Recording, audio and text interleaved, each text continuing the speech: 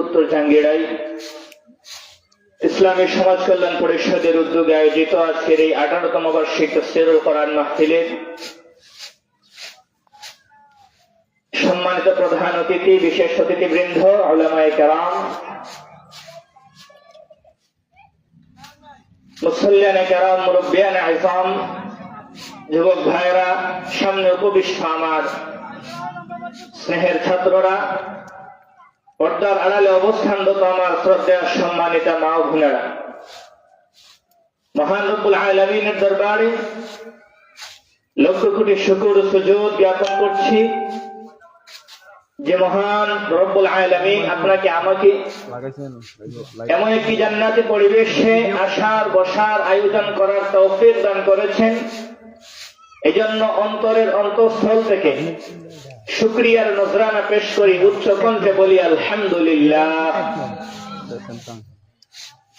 আল্লাহ পাক রব্বুল আলামিন আপনাকে আমাকে এই দুনিয়াতে প্রেরণ করেছেন, দুনিয়াতে সৃষ্টি করেছেন। আল্লাহ তাআলার একটা বিশেষ মাকসাদ আছে, বিশেষ উদ্দেশ্য আছে। কি সেই উদ্দেশ্য? আল্লাহ পাক রব্বুল আলামিন বলেন, ওমা খালাকতুল জিন্না ওয়াল ইনসা ইল্লা লিয়াবুদুন। আমি আল্লাহ তাআলা জিন এবং ইনসানকে সৃষ্টি করেছি আমি আল্লাহ তাআলার ইবাদত বন্দেগী করার জন্য। এটাই হলো মাকসাদ, এটাই হলো উদ্দেশ্য। এই দুনিয়াতে আল্লাহ তাআলা আমাদেরকে প্রেরণ করেছে আল্লাহ তাআলার ইবাদত করার জন্য, গোলামি করার জন্য। এই জন্য আমাদেরকে বলা হয় গোলাম। যে গোলামি করে তাকে গোলাম বলা হয়। এখন গোলামি কে করে? গোলামির অর্থ হইল কষ্ট স্বীকার করা। এজন্য আরবিতে বলা হয় আব্দুন, যার অর্থ হইল বান্দা। আমাদেরকে বলা হয় বান্দা। এখান থেকে এসেছে বন্দেগী, মানে ইবাদত। তো এটার অর্থ দাঁড়ালো ইবাদত করবে যে বান্দা হবে সে, অর্থাৎ বন্দেগী করবে যে বান্দা হবে সে। এজন্য আমাদেরকে বান্দা হিসাবে প্রেরণ করা হয়েছে। দুনিয়াতে আমরা মেহমান হিসাবে আসি নাই। ऐशो शोहरत के लिए दुनिया नहीं, ऐशो शोहरत के लिए दुनिया नहीं, याद रख तू बंदा है मेहमान नहीं, याद रख तू बंदा है मेहमान नहीं। आराम आयशेर जगह दुनिया नয়, আরাম আয়েশের জায়গা দুনিয়া নয়। দুনিয়াতে আমরা মেহমান হিসেবে আসি নাই, বান্দা হয়ে এসেছি। বান্দা হয়ে যেহেতু এসেছি, বন্দেগী করতে হবে। আল্লাহ তাআলা বান্দা হিসেবে পাঠাইছেন বন্দেগী করার জন্য। এজন্য আল্লাহ তাআলা বলেন, ফাদখুলি ফি ইবাদি ওয়াদখুলি জান্নাতি। প্রথমে আমার বান্দাদের অন্তর্ভুক্ত হও, এরপরে আমার জান্নাতের ভিতরে প্রবেশ করো। বোঝা গেল প্রথমে বান্দাদের অন্তর্ভুক্ত হওয়া লাগবে। বান্দাদের অন্তর্ভুক্ত হওয়া মানে কি? বান্দাদের অন্তর্ভুক্ত হওয়া মানে হইল নেককার বান্দাদের অন্তর্ভুক্ত হও, নেককার বান্দা হয়ে যাও। নেককার বান্দা হয়ে গেলে এরপরে জান্নাতে প্রবেশ করতে পারবে। সুবহানাল্লাহ। মুহতারাম হাজিরিনে কেরাম, আল্লাহ পাক আমাদেরকে আল্লাহ তাআলার খাঁটি বান্দা হিসেবে কবুল ও মঞ্জুর করুন। সকলে পড়ি আমিন। আমি কালামুল্লাহ শরীফের 30 নম্বর পারার সূরা জিলজাল তিলাওয়াত করেছি। জলজালা, জিলজাল শব্দের অর্থ হলো ভূমিকম্প। এমন ভূমিকম্প যেই ভূমিকম্প একটা ফুৎকারের মাধ্যমে গোটা দুনিয়াকে, গোটা পৃথিবীকে, আসমান জমিন সবকিছুকে এক ফুৎকারের সাথে সাথে সেকেন্ডের ভিতরে একসাথে গোটা পৃথিবীকে ধ্বংস করে দেওয়ার নাম হলো জিলজাল। আল্লাহ পাক রব্বুল আলামিন আমাকে যে তৌফিক দান করেন, এই সংক্ষেপ সময়ের ভিতরে এই সূরাকে সামনে রেখে অল্প কিছু আলোচনা করার চেষ্টা করব। ওমা তাওফীকি ইল্লা বিল্লাহ, আলাইহি তাওয়াক্কালতু ওয়া ইলাইহি উনীব। মুহতারাম হাজিরিনে কেরাম, আল্লাহ পাক রব্বুল আলামিন কোরআন শরীফের মধ্যে বলছেন, ইযা যুলজিলাতিল আরদু জিলজালাহা।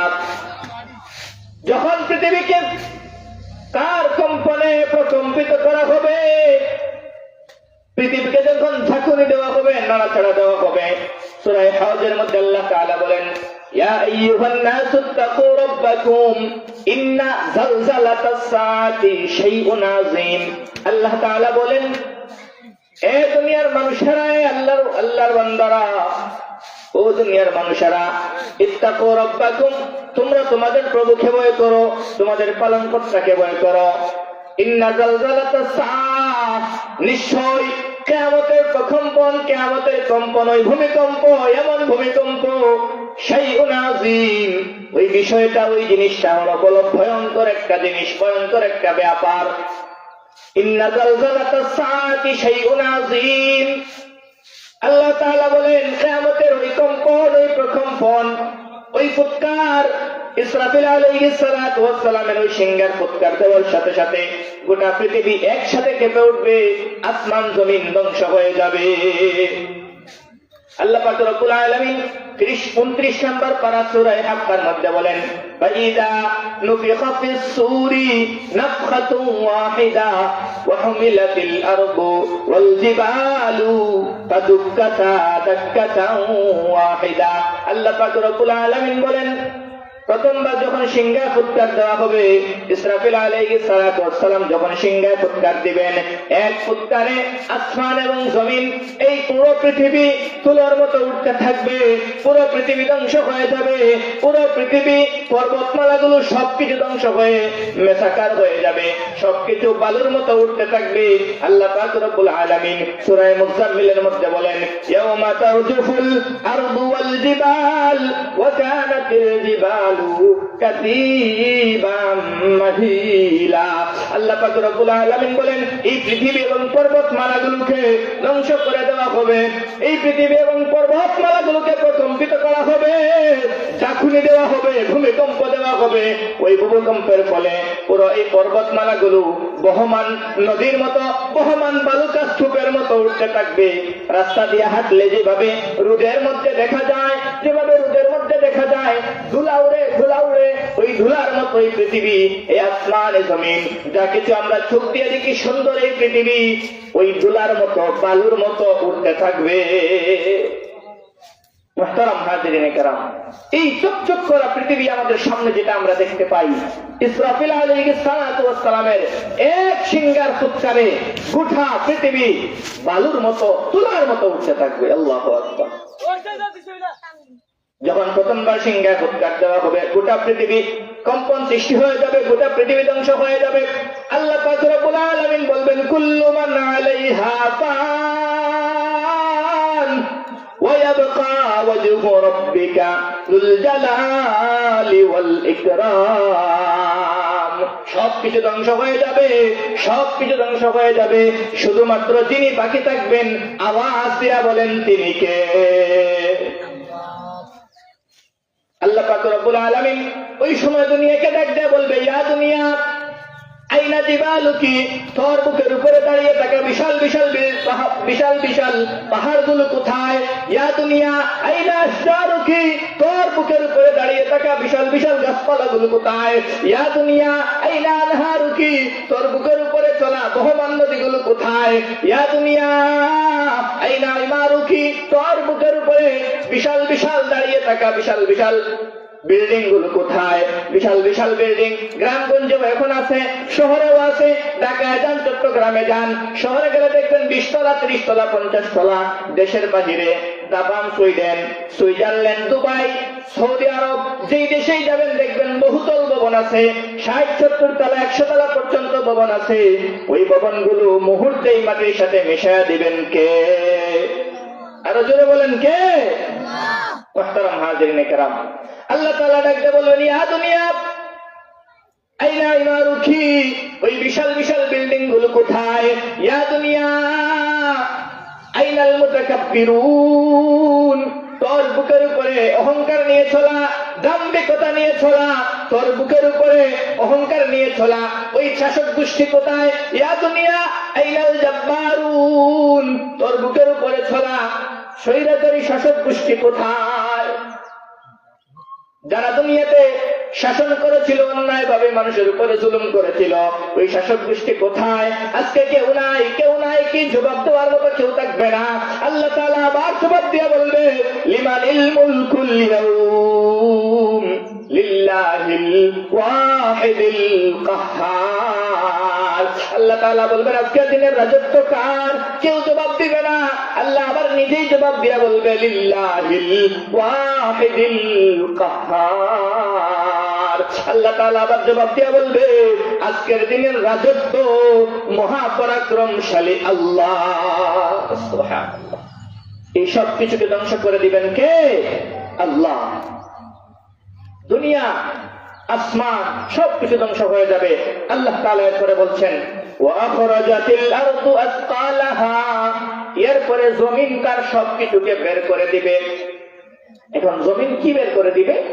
মুফাসসিরিনে কেরাম তাফসীরের কিতাবগুলো স্টাডি করলে, তাফসীরে বাইজাবি, তাফসীরে ইবনে কাসির, এই সমস্ত তাফসীরের কিতাবগুলো স্টাডি করলে দেখা যায় মুফাসসিরিনে কেরাম বলে ওই দিন জমিন তার ভেতর থেকে তিনটা জিনিসকে বের করে দিবে। এক নাম্বার, জমিন তার ভেতরে থাকা লাশগুলোকে, মুর্দেগানদেরকে, আপনাদের এলাকায়ও আছে, আমাদের এলাকায় আছে, গোটা পৃথিবীর আনাচে কানাচে গুরুস্থান আছে না নাই? আছে। এই সমস্ত গুরুস্থান থেকে জমিন লাশগুলোকে বের করে দিবে। আমরা মানুষ মারা যাওয়ার পরে কোথায় নিয়ে রাখি? মাটির নিচে রাখি না? ওই মাটির নিচ থেকে জমিন ওই লাশগুলোকে বের করে দিবে। দুই নাম্বার, আমরা যে দুনিয়াতে চলাফেরা করি, আমরা যে কথাবার্তা বলি, আমরা যে কাজকর্ম করি, এই সব কিছু জমিন তার ভিতরে রেকর্ড করে রেখেছে। এই রেকর্ড গুলো জমিন কিয়ামতের ময়দানে বাজাতে থাকবে। তিন নাম্বার, মুফাসসিরিনে কেরাম বলেন জমিনের ভিতরে থাকা সম্পদ আছে, মাটির নিচে অনেক ধরনের সম্পদ আছে, মণিমুক্তা, সোনা রূপা হীরা জওহর, বিভিন্ন ধরনের সম্পদ আছে। এই সম্পদগুলোকে ওই কিয়ামতের ময়দানে জমিন উগলিয়ে দিবে, ভূমি করে দিবে, বের করে দিবে। জমিন তার সম্পদ বের করে দিবে। এটা হবে কোন সময়? যখন ইসরাফিল আলাইহিস সালাতু ওয়াস সালাম দ্বিতীয়বার সিংহার মধ্যে ফুৎকার দিবেন। দ্বিতীয়বার সিংহার ফুৎকার দেওয়ার পরে জমিন তার লাশগুলোকে বের করে দিবে। জমিন আমাদের রেকর্ডগুলো বাজাইতে থাকবে। জমিন আমাদের চলাফেরা, আমাদের দুনিয়াতে উঠা বসা, আমাদের কথা বলা, আমাদের চাল চলন, আমাদের আচার আচরণ সবকিছুকে জমিন রেকর্ড করে রেখেছে। ওই রেকর্ডগুলো জমিন ওই দিন দেখাইতে থাকবে, বাজাইতে থাকবে। তিন নম্বরে জমিন সম্পদগুলোকে বের করে দিবে। এই সম্পদগুলো দেখার পরে, এই সম্পদ যখন মানুষ দেখবে, সম্পদ দেখার পরে আল্লাহ রাসূল বলেন, ফায়াতিউ সারি, চোর আসবে, চোর এই সম্পদগুলো দেখার পরে ফায়াকুলু ফি মিসলি হাযা কুতিআত ইয়াদাই আতালতু ইয়াদাই, হায় রে এই সম্পদ চুরি করতে গিয়ে আমি দুনিয়াতে ধরা খেয়েছিলাম, আমার হাত কেটে দেওয়া হয়েছিল, আজকে আমার সামনে এই সম্পদগুলো পড়ে আছে, ধরার মতো কোনো সুযোগ না। কোন সুযোগ আছে? কোন সুযোগ নাই।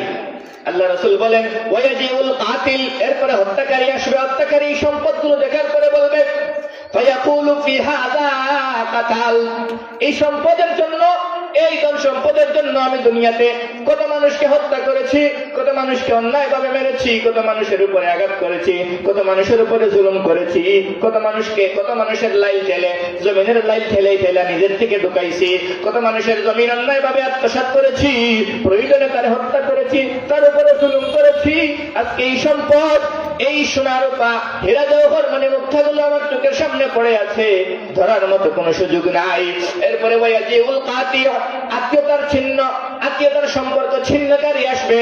ফায়াকুলু ফি হাযা কাতাতু রাহিমি, আয়েশা বলবে, হায় রে এই সম্পদের জন্য, এই ধন সম্পদের জন্য, এই সোনা রূপার জন্য আমি আমার আত্মীয়স্বজনের সাথে সম্পর্ক ছিন্ন করেছি, আমার ভাইয়ের সাথে সম্পর্ক ছিন্ন করেছি, আমার বোনের সাথে সম্পর্ক ছিন্ন করেছি, আমার মা বাবা, আমার দাদা দাদি, আমার মামার সাথে সম্পর্ক ছিন্ন হয়েছে, নানার বাড়ির সাথে সম্পর্ক ছিন্ন হয়েছে। এই সম্পদের কারণে ভাই বোনকে সম্পদ বুঝায়া দেয় না, বোন ভাইয়ের সম্পদ বুঝায়া দেয় না। যার শক্তি বেশি, যার বাহুতে বল বেশি, সম্পদ সে বুক করে নেয়, আফসোস করবে আর সম্পদ দেখে দেখে বলবে, হায় রে এই সম্পদের জন্য আমার আত্মীয়স্বজনের কাছে আমি আমার সম্পর্ক ছিন্ন করেছি। আজকে এই সম্পদ আমার চোখের সামনে পড়ে আছে, দেখার মতো, ধরার মতো আর ভোগ করার মতো কোনো সুযোগ নাই। 3 নম্বরে বের করে দিবে জমিন তার সমস্ত সম্পদ বের করে দিবে। জমিন তার সম্পদ বের করে দেওয়ার পরে মানুষগুলো এই সম্পদ দেখবে আর আফসোস করবে। আল্লাহ তাআলা বলেন ওয়াখরাজাতিল আরদু আসকালাহা ওয়া ক্বালাল ইনসানু মা লাহা। জমিন এগুলো বের করে দিবে। ওই সময় মানুষ যে কিয়ামতের ময়দানে উঠবে, মানুষদেরকে জমিন বের করে দিবে। মানুষগুলো জমিনের এই অবস্থা দেখার পরে আসমান এবং জমিন প্রশস্ত হয়ে গেছে, এই সব কিছু ধ্বংস হয়ে জমিন বড় হয়ে গেছে, কিয়ামতের ময়দান হয়ে গেছে। মানুষ দেখার পরে বলবে ওয়াখরাজাতিল আরদু আসকালাহা ওয়া ক্বালাল ইনসানু মা লাহা। জমিনের এই কি হলো? এই সব কিছু ধ্বংস কেন হয়ে গেল? জমিন কেন এমন প্রশস্ত হয়ে গেল? কেন সবাই দৌড়াদৌড়ি করতেছে? এই আসমান, এই গাছপালা, এই বিল্ডিং সবকিছু কেন ধ্বংস হয়ে গেল? ওই দিন মানুষগুলো উঠার পরে মানুষের ধরন হবে 2 অবস্থার, মানুষের কথাবার্তার ধরন হবে 2 অবস্থার। একদল মানুষ হবে জান্নাতি, এদের কথার ধরন হবে একরকম, আর একদল মানুষ হবে জাহান্নামী, এদের কথার ধরন হবে আরেক রকম। জান্নাতীদের ধরন হবে কেমন হবে? ফাইদা নুফিখা ফিস-সূর, জান্নাতীদের কথার ধরন হবে এমন, জান্নাতীরা উঠার পরে বলবে কি হলো? এমন কেন দুনিয়া হয়ে গেল? দুনিয়া কেন ধ্বংস হয়ে গেল? তাদেরকে সুসংবাদ দেওয়া হবে।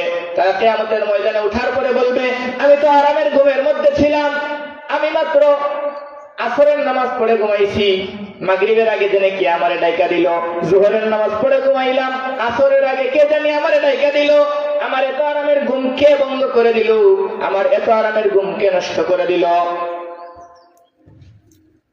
আল্লাহ তাআলা জানায় দিবে ও আমার বান্দারা, তোমাদেরকে দুনিয়াতে নবীরা যে ওয়াদা দিয়েছিল, নবীরা সেই সুসংবাদ তোমাদেরকে দিয়েছিল, কিয়ামতের ময়দান সংগঠিত হবে, কিয়ামতের ময়দানে তোমাদেরকে উঠা লাগবে, তোমাদেরকে জান্নাত জাহান্নামের ফয়সালা করে, তোমরা জান্নাতে যদি হও তোমাদেরকে জান্নাতে প্রবেশ করানো হবে, তোমরা যদি জাহান্নামে হও তোমাদেরকে জাহান্নামে প্রবেশ করানো হবে। যে সুসংবাদ তোমাদেরকে দেওয়া হয়েছিল, যেই আদেশ নিষেধ তোমাদেরকে দেওয়া হয়েছিল, ওই আদেশ নিষেধ প্রতিফলন করার দিন হলো আজকে, ওই আদেশ আজ নিষেধ বাস্তবায়ন করার দিন হলো আজকে। সুতরাং তোমাদের কোনো ভয় নাই, ভয় নাই, তোমাদের জন্য জান্নাত তৈরি করে রাখা হয়েছে। সুবহানাল্লাহ। আর জাহান্নামী যারা হবে, এদের অবস্থা ভয়াবহ হবে, এরা ভয় পেয়ে যাবে, এদের চক্ষু অবনত হয়ে যাবে, এদের চক্ষু শীতল হয়ে যাবে, এরা ভয় পেয়ে যাবে, ভড়কে যাবে আর বলবে কি হলো রে দুনিয়া রে, কি হলো? এরা তো কিয়ামতকে বিশ্বাস করতো না, এদের বিশ্বাস ছিল কিয়ামত বলতে কিছু নাই, কিয়ামত সংগঠিত হবে না, কিয়ামত বলতে কিছু নাই, পরকালে উঠা লাগবে না, মারা যাওয়ার পরে কবরে যাব, কবরে গেলে মাটির সাথে মিশে যাব, উঠতে হবে না।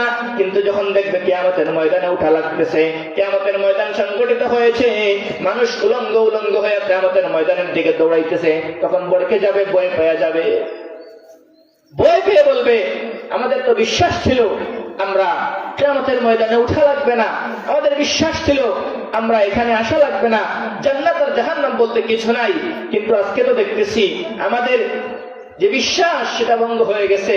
কিয়ামতের ময়দানও আছে, জান্নাতও আছে, জাহান্নামও আছে, আজকে জানি আমাদের কপালে কি আছে আল্লাহই ভালো জানে। আল্লাহ পাক রব্বুল আলামিন বলেন ওয়াকালাল ইনসানু মা লাগা ইয়াউমাইযিন তুহাদ্দিসু আখবারাহা। আবার আল্লাহ তাআলা বলছেন ইয়াউমাইযিন তুহাদ্দিসু আখবারাহা, জমিন তার ভিতরে থাকা সমস্ত খবর বলে দিবে। আল্লাহর নবী সাহাবায়ে কেরামদেরকে বলেন ও সাহাবায়ে কেরাম তোমরা কি জানো জমিন তার ভিতরে থাকা কোন খবর বলে দিবে? সাহাবায়ে কেরাম বলেন আল্লাহু ওয়া রাসূলুহু আ'লাম, আল্লাহ এবং তার রাসূলই ভালো জানেন। আল্লাহ রাসূল বলেন ও সাহাবায়ে কেরাম রে, জমিন তার ভিতরে থাকা তোমার আমার সমস্ত আমল ওই দিন বর্ণনা করে দিবে। কি বর্ণনা করে দিবে? আমল বর্ণনা করে দিবে। দুনিয়াতে আপনার আমার দ্বারা যা কিছু হয়, দুনিয়াতে আপনি আমি যা কিছু করি, সবকিছু এখানে রেকর্ড করে রাখা হচ্ছে দুনিয়াতে। এখন অনেক মানুষ যুক্তি দেখে বলতে পারে যে হুজুর আমি তো জমিনের উপরে গুনাহ করি না, আমি তো পুকুরের নিচে গিয়ে গুনাহ করি, আমি তো গাছের উপরে উঠে গুনাহ করি, আমি তো আড়ালে চুপি চুপি গুনাহ করি। কোথাও আপনি গুনাহ করবেন আর সেটা আল্লাহ তাআলার দরবারে হাজির হবে না, এর কোনো কল্পনাই হইতে পারে না। আপনার আমার গুনাহ এবং নেকি দুইটা লেখার জন্য দুই কাঁধে দুইজন ফেরেশতা আছে না? কিরামান কাতিবিন ইয়ালামুনা মা তাফআলুন। দুইজন ফেরেশতা দুই কাঁধের মধ্যে আছে। ওই দুইজন ফেরেশতা আপনার আমার নেকিও লেখে, বদিও লেখে। যদি ওই দুইজন ফেরেশতা নাও লেখে, এরপরেও আপনার আমার খবর সবকিছু আল্লাহর দরবারে পৌঁছে যাবে। কেমন করে পৌঁছে যাবে? আল্লাহ তাআলা বলেন, হাত্তা ইযা মা জাউহা শাহিদা আলাইহিম সামউহুম ওয়া আবসারুহুম ওয়া জুলুদুহুম বিমা কানু ইয়ামালুন। আল্লাহ পাক রব্বুল আলামিন বলেন, বান্দারে, ওই দিন কিয়ামতের ময়দানে তোমার কান সাক্ষ্য দিবে, তোমার নাক সাক্ষ্য দিবে, তোমার হাত সাক্ষ্য দিবে, তোমার পা সাক্ষ্য দিবে, এমনকি তোমার চামড়া পর্যন্ত সাক্ষ্য দিবে। যে মানুষের হাত সাক্ষ্য দিয়ে দেয়, ওই মানুষের বেঁচে থাকা, ওই মানুষের পার পাওয়ার কোনো সুযোগ নাই। ওই মানুষ আল্লাহ তাআলার দরবারে ধরা পড়বে, পাকড়াও হবে, পার পাওয়ার কোনো সুযোগ নাই। দুনিয়াতে মানুষ যত গুনাহ করে সবচাইতে বেশি গুনাহ করে হাত দিয়া, যত বেশি গুনাহ করে সবচাইতে বেশি গুনাহ করে পা দিয়া, যত গুনাহ করে সবটার মূলে তাকে চক্ষু, যত গুনাহ করে সবটার মূলে তাকে অন্তর। ওই অন্তর সাক্ষ্য দিবে, ওই চক্ষু সাক্ষ্য দিবে, এই হাত সাক্ষ্য দিবে, ওই পা সাক্ষ্য দিবে, এমনকি চামড়া পর্যন্ত সাক্ষ্য দিবে। বাঁচার কোনো সুযোগ নাই রে বাবা, বাঁচার কোনো সুযোগ নাই। আল্লাহ পাক রব্বুল আলামিন যখন আপনার হাতের জবান খুলে দিবেন, হাত বরবর করে আপনার সবকিছু বলে দিবে। পায়ের জবান খুলে দিবেন, চামড়ার জবান খুলে দিবেন। এই হাত দিয়ে আপনি গুনাহ করেছেন, এই হাত দিয়ে মোবাইলে কি করেছেন, এই হাত দিয়ে কাকে অন্যায়ভাবে চড় মেরেছেন, এই হাত দিয়ে কোন মানুষের বুকে অন্যায়ভাবে গুলি করেছেন, এই হাত দিয়ে কিভাবে সুদের ব্যবসা করেছেন, কিভাবে ঘুষের ব্যবসা করেছেন, কিভাবে অন্যায়ভাবে টাকা আত্মসাৎ করেছেন, অন্যের জমি আত্মসাৎ করেছেন, এই হাত দিয়ে যত ধরনের গুনাহ করেছেন, সমস্ত গুনার সাক্ষী এই হাত আল্লাহর দরবারে হয়ে যাবে।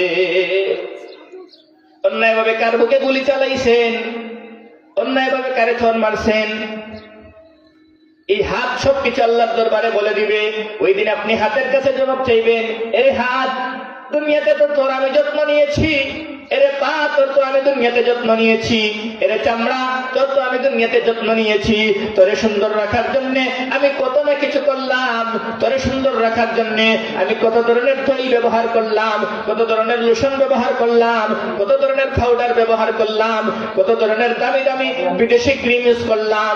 এরে চামড়া, তোরে সুন্দর রাখার জন্য, তোরে শুষ্ক রাখার জন্য, তোরে নরম রাখার জন্য আমি কত ধরনের তৈল, কত ধরনের ক্রিম, কত ধরনের লোশন ব্যবহার করলাম। এরে চামড়া, আজকে দেখি তুই আমার বিরুদ্ধে সাক্ষ্য দেও, কি হলো? আজকে দেখি তুই আমার বিরুদ্ধে কথা বলো, কি হলো? আজকে দেখি তুই আমার জাহান্নামী বানায়া দিলা। চামড়া ডাক দিয়া বলবে, হাত ডাক দিয়া বলবে, পা ডাক দিয়া বলবে, এরে আল্লাহর বান্দা, আমি তোমার পক্ষেও বলি না, বিপক্ষেও বলি না, আমারে যে আল্লাহ তৈরি করছে আমি ওই আল্লাহর হুকুম পালন করি। সুবহানাল্লাহ। এরে বাবা, বাঁচার কোনো সুযোগ নাই। আপনার বডির অঙ্গ প্রত্যঙ্গ যখন আপনার বিরুদ্ধে দাঁড়াবে, আপনার বডির অঙ্গ প্রত্যঙ্গ যখন আপনার বিরুদ্ধে সাক্ষ্য দিবে, আর বাঁচার কোনো সুযোগ নাই। আল্লাহ তাআলা বলেন, ওয়া আখরাজাতিল আরদু ওয়াসতালাহা ওয়া ক্বালাল ইনসানু মা লাহা ইয়াওমাইযিন তুহাদ্দিসু আখবারাহা। জমিন তার সমস্ত খবর বলে দিবে। ইয়াওমাইযিন তুহাদ্দিসু আখবারাহা বিআন্না রাব্বাকা আওহা লাহা। জমিন তার খবর বলে দিবে আর বলবে, এই আদেশ তারে তার আল্লাহ দিয়েছে। সুবহানাল্লাহ। এই আদেশ কে দিয়েছেন? আল্লাহ দিয়েছেন। وقال الإنسان ما لها يومئذ تحدث أخبارها بأن ربك أوحى لها يومئذ يصدر الناس أشتاتا ليروا أعمالهم। আল্লাহ তাআলা বলেন, ওই সিংহায় ফুৎকার দেওয়ার পরে, দ্বিতীয় সিংহায় ফুৎকার দেওয়ার পরে কবর থেকে যখন মানুষকে উঠাইয়া দেওয়া হবে, জমিন যখন কবর থেকে বের করে দিবে, মানুষগুলো পঙ্গপালের মতো কিয়ামতের ময়দানে ছুটতে থাকবে, উলঙ্গ অবস্থায় কিয়ামতের ময়দানে দাঁড়াবে। হযরত ফাতেমা রাদিয়াল্লাহু তাআলা আনহা আল্লাহ রাসূলকে ডাক দিয়ে বলেন, ইয়া রাসূলুল্লাহ ওয়া ইয়া হাবিবাল্লাহ, ওই দিন কি সব মানুষগুলো উলঙ্গ থাকবে নাকি? আল্লাহ রাসূল বলেন, ফাতেমা, হ্যাঁ হ্যাঁ, ওই দিন সব মানুষগুলি উলঙ্গ থাকবে।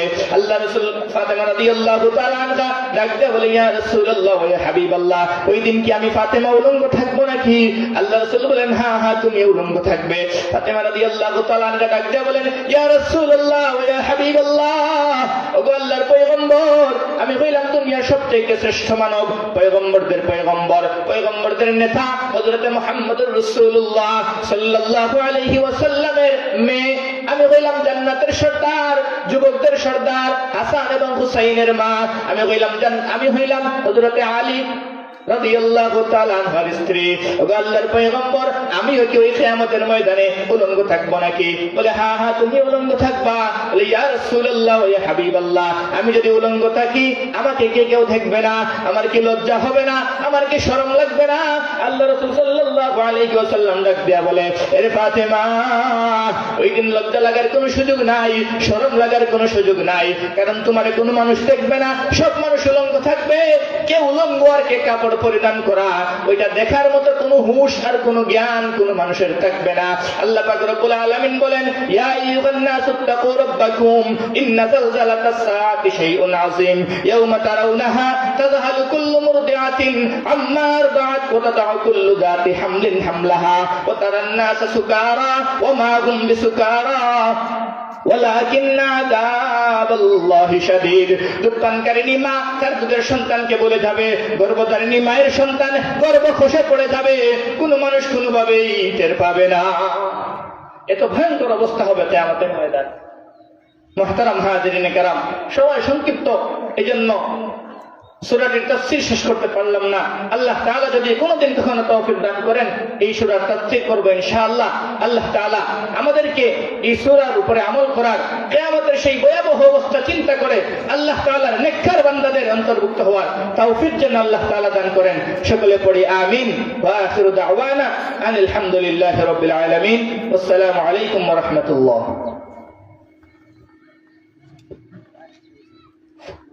আলহামদুলিল্লাহ, আমরা খুব গুরুত্বপূর্ণ আলোচনা শুনছি হযরত মাওলানা আব্দুস সামাদ সাহেব হুজুর থেকে।